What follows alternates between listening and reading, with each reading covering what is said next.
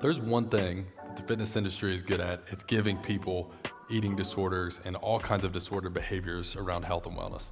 You come in saying, I want to lose weight, I want to be healthy, and behind those surface level statements is the truth of, I feel a little bit of shame about how I've lived. I don't like what I see in the mirror. I don't feel very confident or proud of myself right now. I just want to feel better. But our industry doesn't hear that as a whole. Coaches here lose weight, get fit, and immediately throw you straight into workout plans and eating plans that are over your head, hard to stick to, not designed to your personal preferences, and tell you that if you want XYZ goal, this is how it works, so do this. Before you know it, someone begins to have their sense of self-worth, their confidence, or just their perception of what healthy is entangled in something that doesn't even serve them. Today I want to talk to you about healthy versus disordered eating and how in practice they can look identical, but how it feels and the results can be drastically different.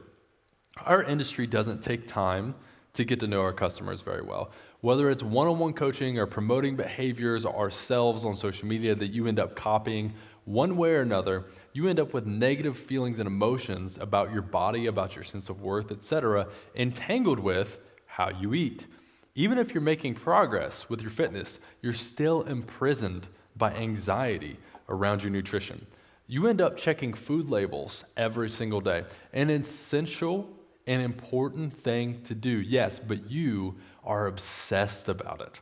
You're making decisions based on fear. You eat according to numbers on an app, not what your body, an incredibly intelligent machine, is telling you. Instead, we would normally want you checking that label for information to use in tandem with what you've been feeling in your body, not have anxiety if you're able to see a food label or not whenever you go out to eat, and we want you to feel freedom around your nutrition. We don't want you eating a handful of almonds as a snack, even though you hate almonds. We don't want you binging on dark chocolate almonds, for example, because they're healthy, when really you could have just had some ice cream and probably consumed less calories that way. We also don't want you eating a handful of almonds and starving after you finish them, but not allowing yourself to eat more because it wasn't part of your meal plan. We want you enjoying chocolate-covered almonds as a sweet treat because that's the one that you chose, because you enjoy them. Or regularly having almonds as a snack because you're happy to nourish your body, sometimes eating more, sometimes eating less, depending on what your body needs that day. Now, alternatively, our industry will teach you to opt for low-calorie Halo Top ice cream that causes severe digestive distress for most people, but you eat it because you can eat 2 whole pints of it, even though you're really never satisfied. You end up learning only to stop eating sweets when they're gone entirely.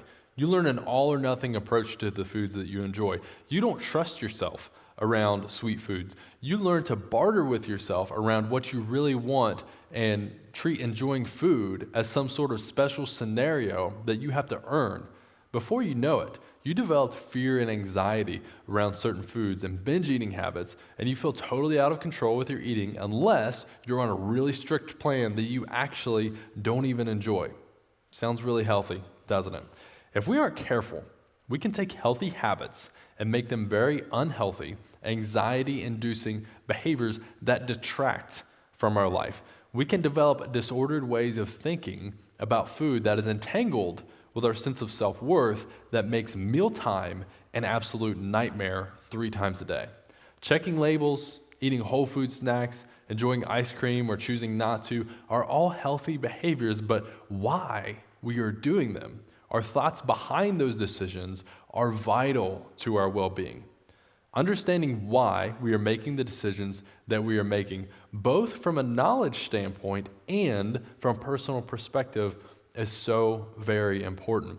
We must marry objective information about nutrition, fat loss, building muscle, health, etc., with information about how we are feeling in the moment, where we are in our journey, and what our focus is right now at this point in time.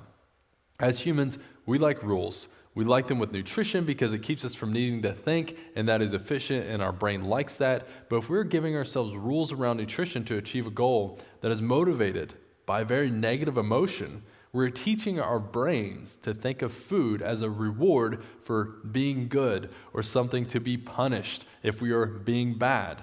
We are making eating decisions so that I can be skinny rather than because this meal has more protein and I feel better when I have protein at every meal.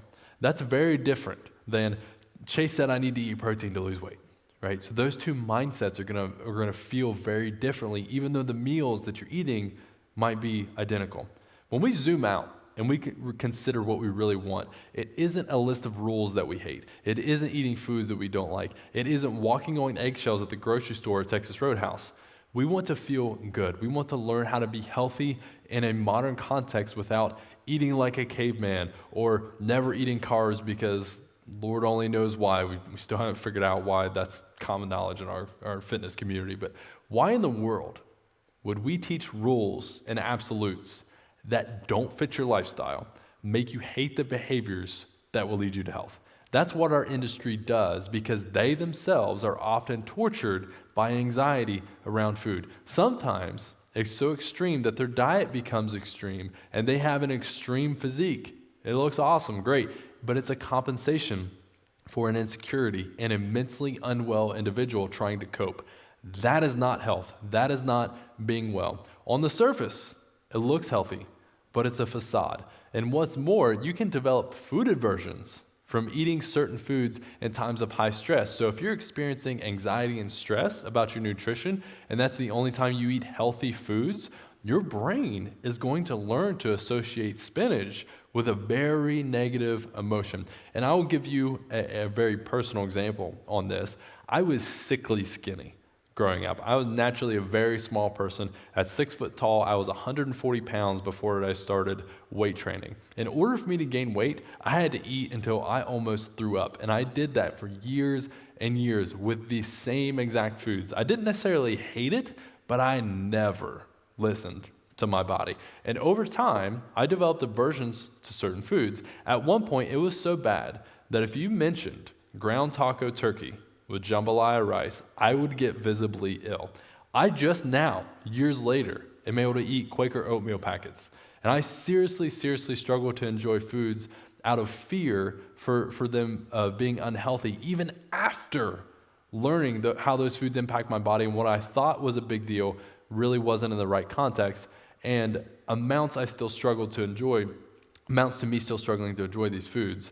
And this disordered eating has had a very negative impact on my life because I never listened to my body. So if you're struggling with this, I highly recommend coaching, or at the very least, download our intuitive eating guide and follow the plan inside that to learn how to get back in touch with your body. My hope is that this talk today will guide you away from absolutes, away from rules, away from being imprisoned by fear and anxiety with your nutrition. We can both count macros and listen to our body after a meal. We can use tools for what they're good for and not make them all or nothing. That is balance, and that is the key to living a fit and healthy life.